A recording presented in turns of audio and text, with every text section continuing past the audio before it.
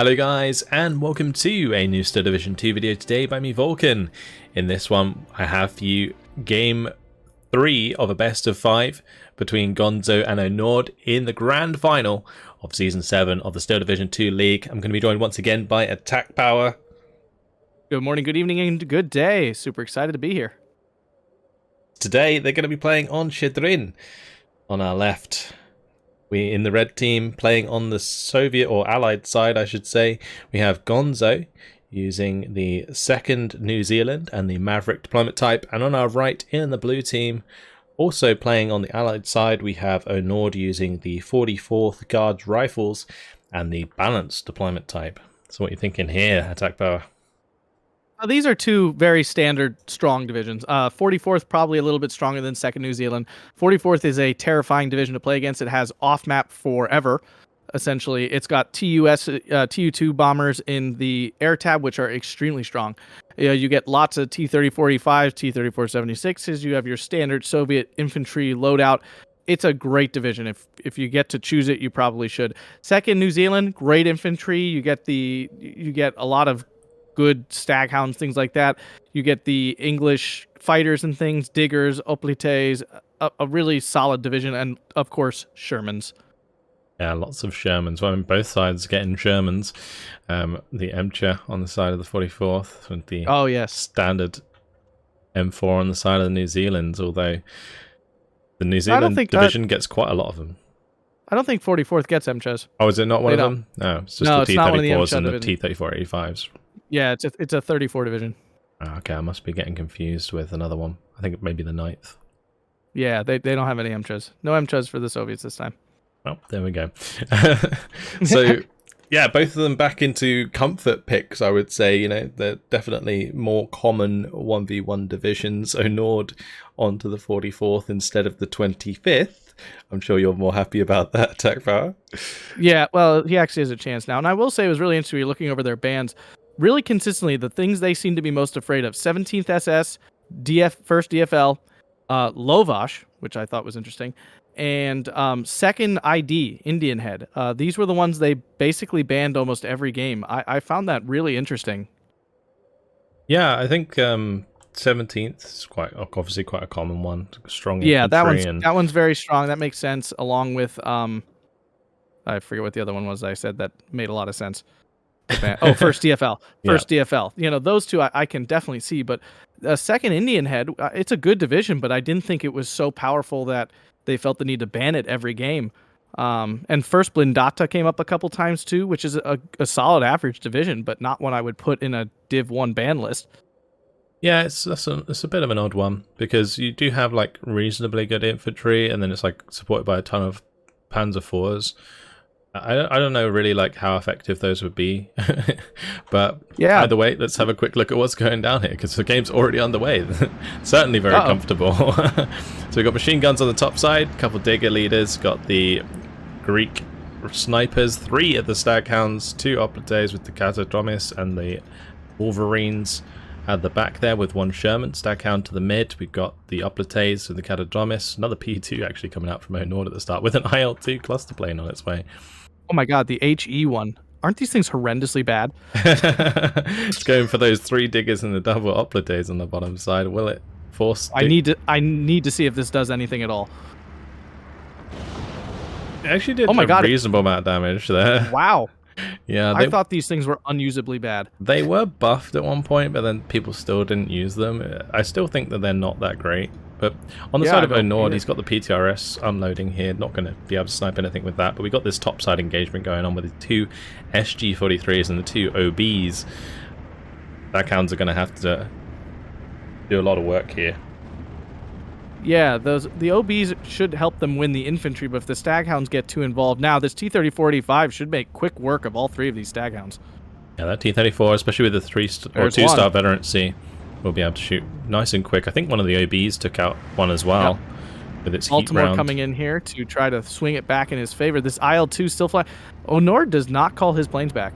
Yeah, he likes to use these attack planes as sort of interceptors for these bombers, and I think it can sometimes work, but in this case I think the Baltimore's just clean out, unless the 37 ends up shooting it down, which I don't think it will. 3 Gavardi moving onto the hill there with the tankos. On the bottom side, PTRS is going to position and 4 Avtos in the town for Onord. So looking for those close range engagements against the Diggers and Hoplites. Yeah, that's his best chance. The Diggers and Hoplites definitely outgun his, standard Soviet infantry, pound for pound. So if he can get in close, though, he can definitely take advantage. Yeah, Hoplites they're an interesting one. They've got like decent sort of long range engagement tools, and then the Brents can also fire at like close ranges in trees. But against an Avto, they're just going to get completely outmatched. So need to be really, really careful as they're moving through that town. Yeah. So these Wolverines starting to move up the hill a little bit. This T-3485 is kind of dominating this area right now, but we're finally engaging up on the hill. The Sherman 3 will definitely help him basically push off all these Gavardias. Yeah, although the Gavardias really putting the pain on the Hoplites right now, and the Canadromus did manage to use its smoke to get into the heavy cover, but the guard's just going to be moving away from that whilst maintaining control over the flag. Good use of veterancy again from Onord, keeping those Gavardia up to 2 vet. And the Tanko's now going to be coming in. They're going to be able to deal with the Canadromus at close range. Yeah, Gonzo this time as well has a lot of veterancy on his troops. He has 2 Digger leaders up north. So he's definitely trying to take advantage of that as well. Down south, the Avtos are kind of held up because they can't jump close enough to actually engage these infantry. Yeah, the Avtos have to be really careful. He did well getting them there early on and into position, but as they jump between buildings, that's when the Diggers and the Hoplites can really pounce and do a lot of damage. Our first TU-2S in the north, and there's no AA cover yet, but we do have 2 Bofors coming in for Gonzo. Yeah, that's going to be landed on the Digger leader. Almost took it out, but didn't quite. Tankos clean up the Canadromus, which gives over the flag on the center area at the top there. E2 just doing a good job getting these recon information going. Oh yeah, still just 12-12 because Gonzo's exerting some control over this flag in between the 2 hills. Yeah, and the double 3-star MGs, that's nasty. Oh. MG42s there ripping that Tanko up, and also the AT gun. M10s are having a go at the T-34. And unfortunately, he has his APCR on, but he did get lucky and gets an armor crack crit. Wow. That was really, really lucky. Yes, and twice! He twice! And another one? He did it twice! Oh! Yeah, PTRS got a shooter kill onto the stack count too there. But yeah, that is very lucky. The RNG gods are blessing Onord right now. Yeah, I'm starting to remember what kind of division this is now as the SU-152 comes in to support and does absolutely obliterate one of the HMGs back there. That was something. Yeah, for newer players, you really should try to turn off the APCR on your tanks, especially when you're fighting against tanks that don't have very much armor, because you're not getting a lot of benefit out of it. I mean, unless you're going to get super lucky and every single shot you fire is an armor crack crit. Yeah. I mean, you do get slightly more accuracy on APCR. It's actually 10% more accuracy on a T-34-85, which is quite significant. But at that closer range with 2-star veterancy, you're probably still better off relying on the AP. Yeah, it's a little redundant. The consistency is probably more reliable than the luck factor. Yeah, I can tell you, I never get that lucky. Let me tell you what. that was incredible. That actually was incredible. I know what we're going to bring up. I was going to say this Gavardia to push the middle back, but it doesn't look like he's going to. It's kind of odd. I see this sometimes where there are positions where flags are quite easy to take back, and yet players kind of don't do it for a little while, when this could be, a good solid few minutes where he gets a 1-tick over Gonzo, which could make a big difference in the long run. But IL-2 coming in on the bottom side for a bombing strike onto the Hoplites. They actually delete that squad. That is one way that those can be really good, and I have noticed this before, is the HG is really good against units in buildings, because it hits more, because it hits the building, and because it hits the building, it hits the squad as a whole, as opposed to when they're in the open. Yeah, I mean, honestly, the unit does not come up often. It's in, 2 divisions, maybe 3 at maximum. So it's not like a common unit you're running into. I was very jaded from the beginning of the game when those things literally did nothing.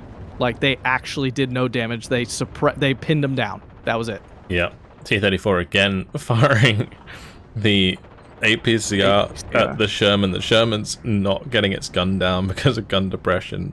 So the T-34 is going to be able to get almost a third shot off there. That would have got the job done, but not this time around. Baltimore gets another huge bombing run in. Gonzo's already... He must have called in at least 2 of these already, because they've been flying a lot. There was one down south as well earlier. Yeah, that was nice.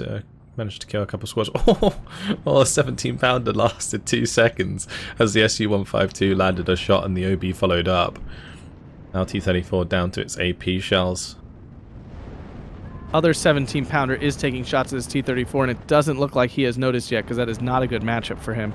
It is being pinned, though, by the SG pretty fast. So, oh, there we go. The SU now found it. Yeah. That's got taken out very fast. And these 17-pounders, they ain't cheap. Sherman gets traded for the T-34. But yeah, the 17-pounders, that's going to be the second one down. That's 2 80-point AT that's just gone. Yeah, the TU, I think, got 1 bomb off, and that 1 bomb finished off the 17-pounder that was running away. Yeah, and didn't die to the 2-star Bofors as well, which is quite something. That's the nice thing about those resilience. Yeah, those TUs are absurdly hard to kill. They're very frustrating to play against.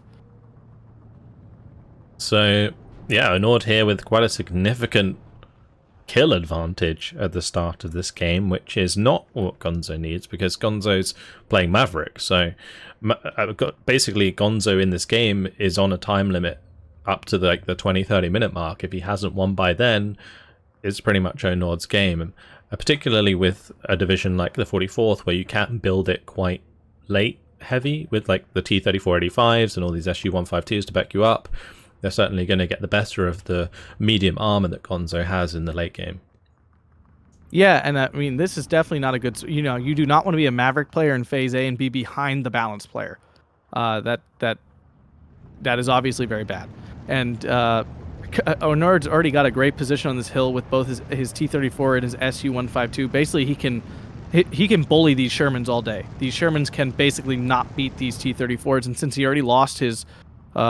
were they Wolverines? I'm forgetting which AT. Yep, the M10s, yeah. Since he already lost those, he's actually going to be in a lot of trouble here to get back on this hill. Yeah, and both of his AT options in the form of the 17-pounders as well. Oh yeah, I forgot about that too. So he's in a bad way. Yeah. He's in a bad way right now. These Shermans, they're not going to be able to do anything against T-34 at range. They might be able to try and do something at long range, but TU2 now coming in for the bombs onto the town, as the diggers and hoplites did move up and get caught out by the Avtos completely, yeah.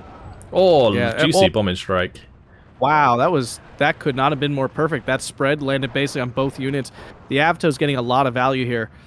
This is what Onord needs his Avtos to do, is take out 2 infantry for each one of them, and he's going to trade really well if he can do that. Yeah, well, he just waited for Gonzo to make the push, and then he's just going to punish him for it. Here comes that IL-2M with its magical HE bombs that I now so you'll see, because it's in a building, it's going to do loads of damage there. Wow. Okay, I got to try these out. Yeah, as soon as it jumps out of the building, it's not going to take as much damage.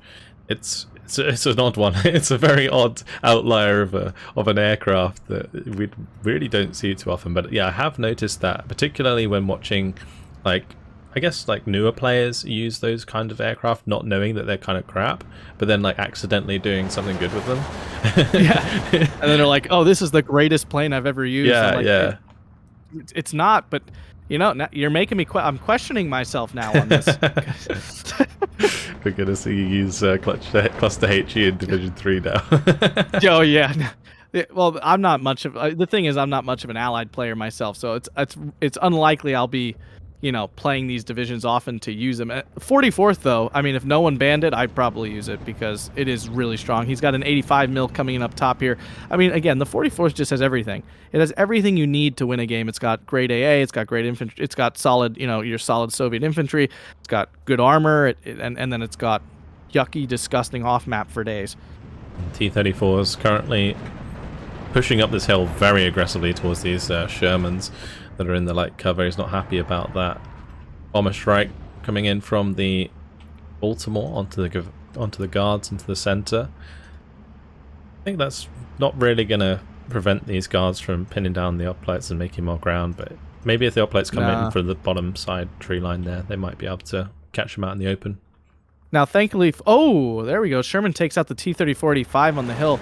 I was about to say, thankfully for Onord, he drove far enough up. Oh, and now the SU-152 HE damage kills the Sherman. Wow. Those guards are got to be careful. They almost got double surrendered. That was lucky that they didn't, honestly.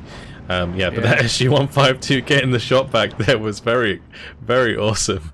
Oh, on the bottom side, PTRS in the church actually takes out one of the transports before it unloaded. That was unfortunate. I didn't quite see what unit it was that was lost, but that's a lot of infantry coming in on the bottom side. Yeah. Well, and I just realized, too, those infantry wouldn't have surrendered. He does have a Tanko Komroti there. So they are anti-surrenderable. Oh, on the top side, OB takes out another 6-pounder. The guards are getting on top of the 6-pounder on top of the hill as well, unless this Boston can stop it. Yeah, this could be a lot of trouble for Gonzo, because if... I mean, Shermans are already going to struggle against the armor just to start, and if he's losing all his AT capability, he's really going to have no way to take care of him. Yeah, those guards... And the Baltimore goes down. Guards will probably get surrendered, though, so it's going to clean that up. But yeah, losing the Baltimore does definitely suck for Gonzo. It was interesting because Gonzo brought in the 6-pounder on the bottom side, then drove it all the way up behind the ridge here, so that he could maybe get up onto the top in the tree line and then try and side shot some of this armor that Onord's using. But he just hasn't had any success with this AT in this game at all. Now this Digger Piat is going after this T-3485 on the hill. He actually really needs to kill it. Will the Piat disappoint? Yes, it will. Of course it will. Of course it will. The Piats are horrendously bad and terrible. The Sherman does get a penetration there on the SU-152. T-34 actually misses, I think, with that shot. Yeah. Don't let anyone tell you otherwise. Piats are horrendously bad. SU-152 did get a shot off, which damaged the Sherman, and then T-3485 managed to finish it off. But the 85 takes out the Wolverine. Nice kill there. And the Wolverine's failing to kill the SU-152. This is really bad. Like, all of these engagements are just so terrible. Track broken on the SU-152 allows the OB to get the HE kill. Like, what? What is going on? Wow. The U2S coming in onto the top hill. I think the game has decided it wants to see Onord go to a game 4 here, because... This is ridiculous. Some of these engagements are just so unbelievable. Nice kill by the TU2S. Yeah. Flamers might do something against the uplights, but we'll see.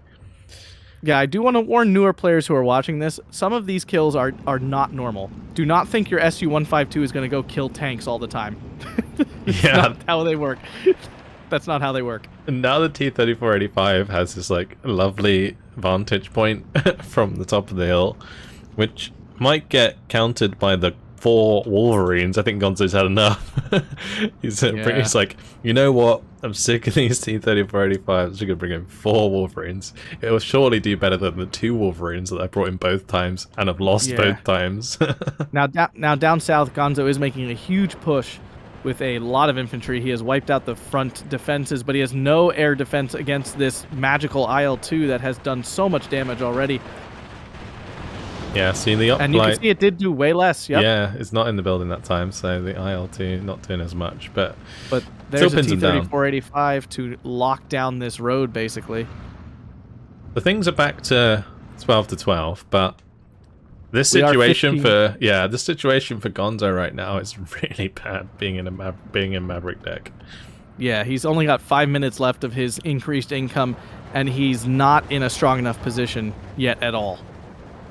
Nice kill by the TU2S onto the Flamer unit. One of the stronger close-range infantry. Taking that up definitely allows Onord to leverage some more of his close-range advantage with his Avtos and Sibeli. The T-34 is engaging these Wolverines, but the Wolverines are out of range, which is not good. Beauty of the 1944 variant, where it has 2,000 meter range. Yep. Here's a 17-pounder, though, to fight back, but the T-34 is saying, nah, I'll pass. Oh, no, he stopped again. Oh, no. A 17-pounder is going to struggle to hit it, though, because the thing is with 17-pounders, they take ages to aim. And then they also only have 45% accuracy, so they often miss their first shot. And if you take a shot from like a tank like it just did, then you get into a position where the 17-pounder is just missing and the tank just wins the engagement. But these Wolverines, something to point out is they don't get the APCR that the Americans get, which is quite a big deal in this sort of matchup. Yeah, they are going to... I mean, they have 130 meter penetration, and the T-34-85's got 110 millimeters of armor. So they do have, you know, enough to pen, but it's not going to be a definite thing for sure. Yeah, well, it's like with the APCR of the M10, it's usually like 180 at 2,000 meter range, right? So the T-34 would just get sliced to pieces at long range, but the Wolverines now need to get closer in order to deal with the T-34-85, and it's put them in a position where they're caught at the bottom of that hill, and they're not really going to be able to get their shots on target.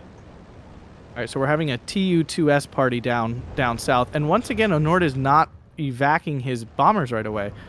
Now he finally is. Went one loop round, maybe to support his buddy. Who knows? Usually, you just want to like queue the evac order if it's like a bomber, unless like an enemy fighter comes in and you want to kind of like dodge it somehow. Yeah, hold shift and press V after you call your plane in, and it will immediately evac. You could also just do automatic Winchester for those of you who aren't very good with your micro, but you are surrendering the option of, you know, microing your bomber away from a fighter then. Oh, the nice transport snipe onto the engineers from the sniper there. Just bang, bang, right into the Jeep, takes it out, and it's starting to clip some of these field engineers as well. This is just a really bad spot for Gonzo if he's relying on field engineers to push forwards like this. Yeah, I mean, when you lose this hill here, if you have any sort of long-range AT, you can really make it hard for the opponent to get troops in, and they have to be really cautious, and they have to be really aggressive if they want to get past all the AT stuff, and that's what's happening to Gonzo here. And again, he's almost out of Phase B, so he's going to be down on income, and he's still down 4 flags right now. Yeah, and all of these field engineers still getting ripped to shreds, and the 17-pound is losing to the T-34. It's down to 1 health now. Oh, finally got the shot. 1 health AT guns are the deadliest. That's just how it is. 140 mil off map. Might manage to take out these snipers. I'm not a huge fan of the 140 mil off map. It doesn't really seem to have the lethality that the 150 mil does. Yeah, you would think 10 millimeters shouldn't make that big of a difference, but apparently it does, because it's way less deadly than the 152. Onord's cleaned out the hill with the Gavardia. It's a nice job there. 15-9 now for Onord, and we're only 1 minute from Phase C, where Onord's going to be doubling the income, more or less, of Gonzo. Yeah, and the issue is for Gonzo too. He finally killed that T-34-85. That was one of like 15. Of those. Yeah, there's so many, and even these T-34-76s can deal with Wolverines because the Wolverines have such light armor. So these 2-star T-34s are going to be hunting on that top side to take out that turret-stuck Wolverine, which is not ideal for Gonzo. I was really hoping here this Gavardia DP would be able to kill a Wolverine with his PTRD. That would have really sealed the deal there. Yeah. Gavardia not quite be able to do the job though. Yeah, TU2S is down south. I mean, he's been calling these in relentlessly, and because Gonzo's so behind, he can't spend the points on AA down there. And the P2 spotting the 17-pounder again, so it's just going to get clean bombed. Oh, it's nasty. That's just 80 points just gone like that. That's gone. 1 minute of income for him now in Phase C as we do move past the 20-minute mark. Off map coming down again on the far side. Oh, the double SU-152, another 80 points gone like that. It's just, this is just disgusting. It's really, really hard to watch. And now a Sherman T-34-85 down south. The Sherman has no chance, and the T-34 just bullies it to death. Yeah, things I don't think could have gone much worse for Gonzo in this game. He should have had the advantage early on with the Maverick deck, but it just didn't work out at all. Really, really good job by Onord to just get superb value. Quite a lot of luck involved, we must admit, but either way, not too bad. Yeah, I mean, I definitely think Onord played quite well. That early play down south to get his troops into the town was impressive, honestly. It was really good, especially using this IL-2M that I dismissed as a ridiculous meme unit that then, you know, did way better than I thought it would. He's about to kill this flamer here, which will capture this other flag most likely. Yeah, another 17-pounder went down to the SU-152 on the top side, and the T-34 took out a Wolverine. SU-76, is that going to take out a Wolverine as well? 25 mil taking out the field engineers. Oh, everywhere I look, Gonzo's losing units, and Gonzo sees it too. That's enough. 21 minutes, 44 seconds. Gonzo is out of this one. Yeah, and I will say, this map, I like this map. I think it's a good map. It's fun, but I do feel like it's always like a total wipeout of one side. Like, I don't ever feel like it's kind of an even match. Either one side completely wrecks the other, or the other side loses horribly. It's just because once you lose that northern hill and stuff, or once you get pushed out of the town in the south, it is so incredibly difficult to recapture either of those positions. Yeah, I agree. So in the end, 2,525 kills to 1,215 losses. That's for the balanced player against the Maverick player in 20 minutes. Like, that is savage. Yeah, that's probably the right word for it. Yeah, that's what my KD looks like when I play against someone like Gonzo, and you don't want that to look like that. So, yeah, I mean, good job by Onord. He needed this game, right? He was 2-0 down, gets one back in spectacular fashion. Like, that is if we needed convincing that Onord had a chance to win this final, that was it. Yeah, if we look over here, there's no reason to look at the kills. Gonzo didn't really kill much. Go over to the losses here. T-3485 just it reaped death. The TU-2S and OB-25. I mean, oh my god, look at that OB-25. Yeah, killed a Sherman and a Wolverine. What? A 17-pounder, a Bofors. Oh no. That was really, really bad. I think both the Sherman and the Wolverine died to HG as well. And the Staghound died to heat. It was pretty bad. And the SU-152 is getting the cheeky kills in there onto like the Shermans and stuff as well. It's like... it's just, and if you look at all the 17-pounder deaths, there's so many. I think I see 6. Yeah. Oh, wow. Yeah, that was rough. Gonzo just had his like AT tab deleted in this game, just completely. It's just gone. Great game to Onord. This is why the 44th is a pretty feared division. This is definitely, in terms of Soviet divisions, this is the top one. I would say pretty convincingly. Not the third guards? No. No. Not anymore. For those who don't know, Third Guard Tank Corps used to be the division. Like, of the entire game, that was the only division anyone ever wanted to play because it was so darn good. Now you don't even see it anymore, ever, in 1v1. It's kind of hilarious how things have changed. Yeah. And the HMGs on the side of Gonzo got a few kills, so we'll give him that. If that's what we're looking at, yes. All right. Anything else you'd like to say? No, great game for Onord, and excited to get into a 4th game then. Yeah, we're going to game 4, 2-1 to Gonzo still. So Onord still kind of sudden death for him, really. He needs to win the next game to stay in it. We'll have to see if he can. That's it for now. Hope you guys enjoyed it. Thank you very much for watching, and we'll see you in the next one. Have a fantastic day. Yeah, bye.